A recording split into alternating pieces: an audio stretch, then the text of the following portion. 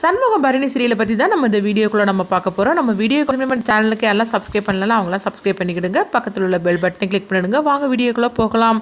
சண்முகம் வந்து வெங்கடேஷ் அழைச்சிக்கிட்டு நேராக பார்த்தோம்னா பரணியோட கிளினிக் வந்துருந்தாங்க. அப்போ பரணி சொல்கிறாங்க, இங்கே பாரு, நான் சொல்கிறத கேளு, ஃபஸ்ட்டு வந்து நம்ம கம்ப்ளைண்ட் கொடுத்துடலாம் அப்படின்னு சொல்லவும், இங்கே பாரு பரணி, நான் கம்ப்ளைண்ட் கொடுக்குறேன் சரிதான், ஆனால் அதுக்கு முன்னாடி இவனுக்கு ட்ரீட்மெண்ட் கொடுக்கணும் அப்படிங்கிறாங்க. இவனுக்கு எதுவும் நடந்துடக்கூடாது, இவனுக்கு தான் எல்லா உண்மையும் தெரியும், அதனால் இவன் பொழைச்சே ஆகணும். அப்படிங்கும்போது நீ சொல்கிறதெல்லாம் சரிதான்டா, ஆனால் நான் வந்து ட்ரீட்மெண்ட் கொடுக்கணுன்னா நீ ஒரு கம்ப்ளைண்ட் கொடுத்து நம்ம வந்து கரெக்டாக பண்ணதான் சரி, இல்லைனா என்னுடைய வேலையே போயிடும். அப்படிங்கும்போது இங்கே பாரு, நீ வந்து அவனுக்கு ட்ரீட்மெண்ட் கொடு, உனக்கு எந்த பிரச்சனையும் வராமல் நான் பார்த்துக்கிடுதேன், ஃபஸ்ட்டு நான் முத்துப்பாண்டிக்கு ஃபோன் பண்ணுறேன், நீ ட்ரீட்மெண்ட் ஆரம்பி அப்படின்னு சண்முகம் சொல்லவும் உடனே பரணியும் சரி அப்படிங்கிறாங்க. அடுத்து பார்த்தோம்னா முத்துப்பாண்டிக்கு ஃபோன் பண்ணி அங்கே வரவழைச்சிருந்தாங்க. இப்போ முத்துப்பாண்டி சொல்கிறாங்க, இங்கே பாரு, அதாவது இவன் மேலே இந்த மாதிரிக்கு யாரோ இது பண்ணியிருக்கிறாங்க, அப்படி இருக்கும்போது இந்த மாதிரிக்கெலாம் வந்து எதுவும் தெரியாமல் அதாவது ட்ரீட்மெண்ட்லாம் கொடுக்குறது எவ்வளோ பெரிய தப்பு தெரியுமா அப்படின்னு சொல்லும் போது அப்போ சண்முகம் சொல்கிறாங்க, இவனோட உயிருக்கு ஆபத்து இருக்குது, அதனால இவனை வந்து நீ சொல்கிற மாதிரிக்கெலாம் எதுவுமே செய்ய முடியாது, இவன் வந்து கண் திறக்கிற வரைக்கும் இவன் வந்து இங்கே தான் இருந்தாகணும், யாருக்கும் தெரியாமல். அப்படிங்கவும் அப்போ வந்து பரணி சொல்கிறாங்க, அவன் உடம்புல இருந்த அந்த பொருளையும் நான் எடுத்து தனியாக வச்சுட்டேன், அவன் போட்ட சட்டையும் நான் தனியாக வச்சுட்டேன் அப்படின்னு சொல்லவும் சரி, இதெல்லாம் நம்மளுக்கு ஒரு ஆதாரமாக இருக்கும் அப்படிங்கிறாங்க.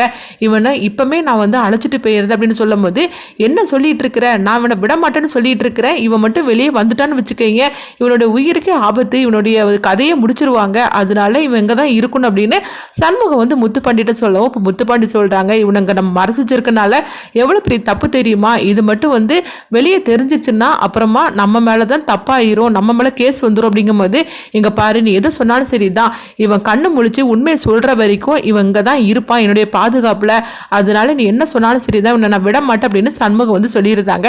அடுத்தவங்க பார்த்தோம்னா குரு வந்து அவங்க வைஜெயந்தி கிட்ட இந்த விஷயத்த சொல்கிறாங்க.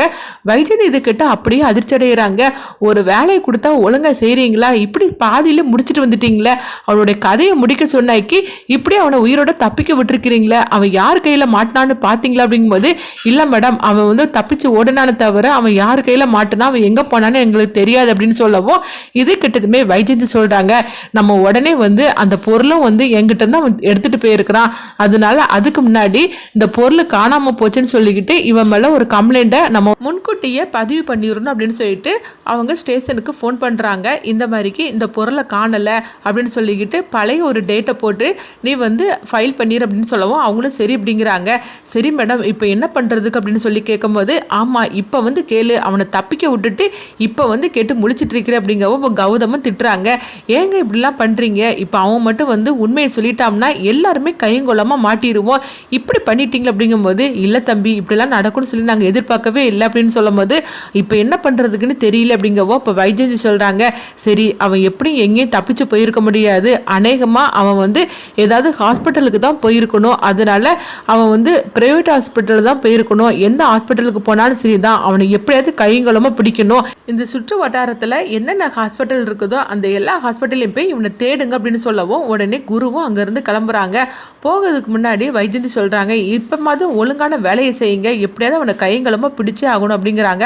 அடுத்து பார்த்தோம்னா வந்து சண்முகம் வந்து அவங்க பரணி கிட்ட கேட்டுட்டு இருக்கிறாங்க, இப்போ இவன் வந்து எப்போ கண்மொழிப்பா அப்படிங்கும்போது எப்படியும் 1 ஹவருக்குள்ளே இவன் கண் முழிச்சிருவான் அப்படிங்கவும் அப்போ சண்முகம் வந்து சரி, நான் அதுக்கு முன்னாடி சாமியை கும்பிட்டுட்டு வந்துருந்தேன் அப்படின்னு சொல்லும் போது, நீ தான் சாமியே கும்பிட மாட்டேன்னு சொன்னி அப்படிங்கும்போது அந்த முருகனால தான் இன்னைக்கு இவன் கையில் கிடச்சான் அப்படின்னு சொல்லிக்கிட்டு சண்முகம் பார்த்தோம்னா அவங்க கோயிலுக்கு போகிறாங்க. அடுத்து இங்கே பார்த்தோம்னா அவங்க குரு வந்து ஒவ்வொரு கிளினிக்லேயே போய் அவங்க தேட ஆரம்பிச்சிருந்தாங்க. இங்கே பார்க்கும்போது அறிவழகனை தான் காட்டுறாங்க. அறிவழகன் வந்து அவங்க நினைக்கிறாங்க, எப்படியாவது சண்முகம் நம்மளை காப்பாற்றிடுவான், அது மட்டும் இல்லாமல் நானும் ரத்னாவும் வந்து கூடி சீக்கிரத்திலே ஒன்று சேர்ந்துருவோன்னு எனக்கு ஒரு நம்பிக்கை வந்துடுச்சு அப்படின்னு அறிவழகன் வந்து அவங்க ரத்னா கூட அந்த இறந்த நினைவலைகள்லாம் நினச்சிட்டு இருக்கிறாங்க.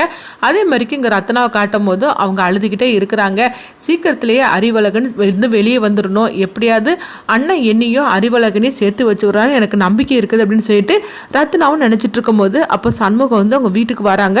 வந்ததுமே ரத்னா கிட்ட சொல்கிறாங்க, இங்கே பாரு ரத்னா, அறிவழகன் வந்து சீக்கிரமாகவே வெளியே வந்துடுவான் அப்படிங்கிறாங்க. என்ன நான் நீ சொல்லிட்டு இருக்கிற அப்படிங்கும்போது, இந்த விஷயம் வேறு யாருக்கும் தெரிய வேண்டாம், அதாவது வெங்கடேஷ் வந்து கிளினிக்கில் தான் இருக்கிறான், அவனுக்கு இந்த மாதிரிலாம் நடந்துச்சு அப்படிங்கவோ இது கேட்டதுமே அதிர்ச்சி அடைகிறாங்க. என்னண்ணா நீ சொல்லிட்டு இருக்கிற அப்படிங்கும்போது, ஆமாம் வெங்கடேஷ் வந்து இப்போ நம்ம கஸ்டடியில் தான் இருக்கிறான். ஆனால் அவன் கண் முழிக்கல. அவன் கண் முழிச்சு உண்மையை சொல்லிட்டான்னு வச்சுக்கேன், அறிவழகனை நம்ம ஈஸியாகவே வெளியே கூட்டிகிட்டு வந்துடலாம் அப்படிங்கிறாங்க. இது கிட்டதுமே ரத்னா வந்து ரொம்பவே சந்தோஷப்பட ஆரம்பிச்சிருந்தாங்க. அண்ணா இப்போமே நானே வரேன் அப்படின்னு சொல்லும்போது, இல்லை ரத்னா நீ வர வேண்டாம், ஏன்னா நம்ம வந்து அவனை வந்து யாருக்கும் தெரியாமல் மறைச்சி வச்சிருக்கிறோம். இப்போமே அவங்க வந்து அங்கே என்ன நடந்துச்சுன்னு தெரியல, நான் கிளம்புறேன் அப்படின்னு சொல்லவும், இந்த விஷயத்தை நீ யாருக்கிட்டே சொல்லிட வேண்டாம் அப்படிங்கிறாங்க.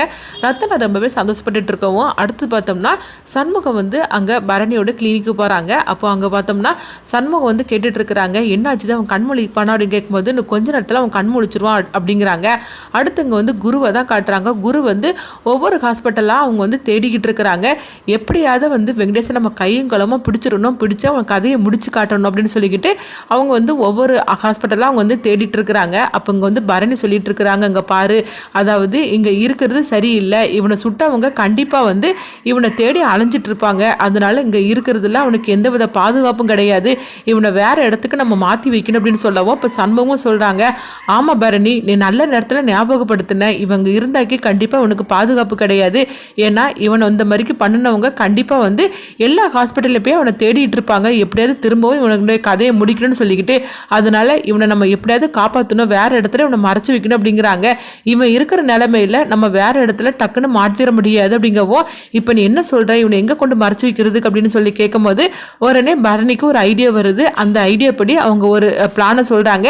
இது கிட்டதுமே சண்முகமும் ஆமாம் இதுதான் சரியான இடம் அப்படின்னு சொல்லிட்டு பார்த்தோம்னா அவங்க வந்து ஒரு இடத்துக்கு அவங்க கூட்டிகிட்டு போகிறாங்க. அநேகமாக அது வெட்டுக்கிளியோட வீடாக கூட இருக்கலாம், ஏன்னா அவங்க தான் அந்த இடத்துக்கு தான் வந்து யாருமே வரமாட்டாங்க அப்படின்னு சொல்லிக்கிட்டு அவங்க வந்து அந்த இடத்துக்கு கூட அவங்க கூட்டிகிட்டு போகலாம். இங்கே பார்த்தோம்னா முத்துப்பாண்டி தான் கட்டுறாங்க. முத்துப்பாண்டி வந்து ரொம்பவே பதட்டமாக இருந்துட்டு இருக்கிறாங்க. ஏன்னா சண்முகம் வந்து இந்த மாதிரிக்கு வெங்கடேஷுக்கு வந்து ஒரு பாதுகாப்பு கொடுத்துட்டு இருக்கிறான், இந்த விஷயம் மட்டும் வெளியே தெரிஞ்சிச்சுன்னா அவ்வளோதான், எல்லாருமே வந்து நம்ம மாட்டிக்கிடுவோம், என்ன பண்ணுறதுக்கு தெரியல, சண்முகத்தில் சொன்னாலும் அவன் புரிஞ்சுக்க மாட்டேங்கிறான் அப்படின்னு முத்துப்பாண்டி வந்து ரொம்பவே பதட்டமாக இருந்துட்டு இருக்கிறாங்க. அப்போ வந்து பரணிக்கு ஃபோன் பண்ணுறாங்க, என்னாச்சு அப்படின்னு சொல்லி கேட்கும்போது இப்போ பரணி வந்து சொல்கிறாங்க, இல்லை வெங்கடேஷ் வந்து இங்கே இருக்கிறது அவனுக்கு பாதுகாப்பு கிடையாது, அதனால் வேற இடத்துக்கு அவனை கூட்டிகிட்டு போகலான்னு சொல்லிட்டு நானும் சண்முகம் முடிவு பண்ணிட்டோம் அப்படிங்கிறாங்க. இது கெட்டதுமே முத்துப்பாண்டி வந்து சொல்கிறாங்க, பரணி சண்முகம் பண்ணுறது ஒன்றுமே எனக்கு கொஞ்சம் கூட சுத்தமாக பிடிக்கல, அவன் எவ்வளோ பெரிய விஷயம் பண்ணிட்டு இருக்கான் தெரியுமா, இந்த விஷயம் மட்டும் வெளியே தெரிஞ்சிச்சுன்னா என்ன ஆகணும் உனக்கே தெரியும் அப்படிங்கும்போது அப்போ பரணி சொல்கிறாங்க, ஆமாம் முத்துப்பாண்டி நீ சொல்கிறது கரெக்டு தான், ஆனால் வெங்கடேஷ் கண் முடிச்சாதான் அவனை யார் இந்த மாதிரிக்கு பண்ணாங்கிற எல்லா உண்மையும் நம்மளுக்கு தெரிய வரும், நீ சொல்கிறது கரெக்டு தான், ஆனால் சண்முகம் சொல்கிறதும் கரெக்டாக தானே இருக்குது, இப்போ என்ன பண்ணுறதுக்கு தெரியல, நானே ரிஸ்க் எடுத்து தான் எல்லாமே பண்ணிட்டு இருக்கிறேன் அப்படின்னு சொல்லவும், சரி இப்போ வெங்கடேஷை எந்த இடத்துக்கு நீங்கள் அழைச்சிட்டு போகிறீங்க அப்படின்னு சொல்லி கேட்கும்போது உடனே பரணி வந்து அந்த இடத்த சொல்கிறாங்க. இது கேட்டதுமே வந்து முத்துப்பாண்டி நீங்கள் செய்கிறதெல்லாம் என்னமோ பண்ணுறீங்க, ஆனால் வந்து வெங்கடேஷ் கண் எப்போ முழிப்பான் அப்போ தான் வந்து எல்லா உண்மையும் வெளியே தெரிய வரும், நம்மளும் வந்து என்ன பண்ணணுமோ அதை கரெக்டாக பண்ண முடியும் அப்படிங்கவும் பரணி சொல்கிறாங்க, நீ சொல்கிறதெல்லாம் கரெக்டாக தான், எனக்கு என்ன பண்ணுறதுனே தெரியல, ஆனால் சண்முகம் வந்து இந்த மாதிரிக்கு முடிவெடுத்துட்டான், அவன் முடிவெடுத்துட்டான் தான் மாற்ற மாட்டான்னு உனக்கே தெரியும்ல, எப்படியாவது அறிவாளகனை காப்பாற்றணும்னா வெங்கடேஷ் கண் முழிச்சே ஆகணும்னு சொல்லிக்கிட்டு பரணியும் சண்முகத்துக்காக இந்த மாதிரிலாம் ஹெல்ப் பண்ணிட்டு இருக்கிறாங்க. அடுத்து என்ன நடக்க